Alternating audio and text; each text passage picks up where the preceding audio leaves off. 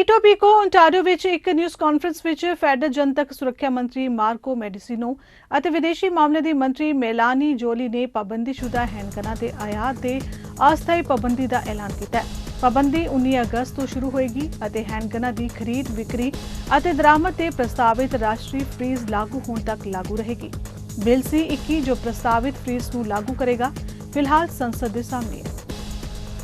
That lies before us, and that is the need, the necessity to eradicate gun violence, one of the most pernicious and complex social harms that we see visited upon our communities every day. And this isn't just about an important policy announcement. This is about paying homage to every single person who has been impacted by gun violence. I have had the privilege of coming to know survivors and victims who have been touched by gun violence right across this country. Here in my hometown, I represent a riding just a little bit north of here in Eglinton Lawrence, which is unfortunately one of those communities that sees way more than its fair share of gun violence, and it has to stop. It is precisely because of those challenges that our government has been acting, and I've been acting as Minister of Public Safety, and this has been a very important week in the fight against gun violence right across the country.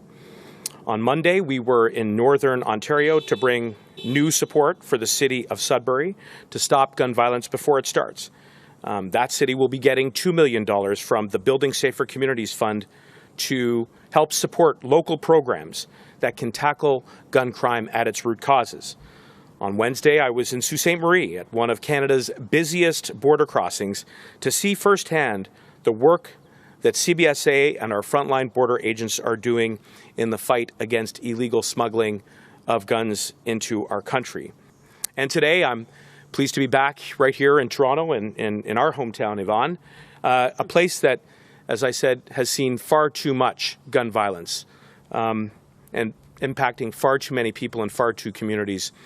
And I do want to take a moment to acknowledge the important partnership that we have at the federal level with my friend and my colleague, Mayor John Tory, who I know is somebody that feels very passionately that we have to do more. Not at just one level of government, but across all government levels. And so I do want to take a moment to acknowledge his contribution in the presence of members of the Toronto Police Service who do outstanding work, as do all of our police services right across the country in the fight against gun violence, perhaps one of the most difficult and pressing challenges that we face today. Before I talk about the details of the announcement, let me take a step back and give all of Canadians a bit of an overview of the comprehensive strategy that the Government of Canada is taking to tackle gun violence. The centerpiece right now of that strategy is, of course, Bill C-21, which in shorthand would do three important things. First, introduce and implement a national handgun freeze, reversing the growth of that type of gun on approximation of about 55,000 new registrations each and every year, so people can visualize exactly how much that particular style of gun is growing in Canada. Second, it would introduce red flag and yellow flag protocols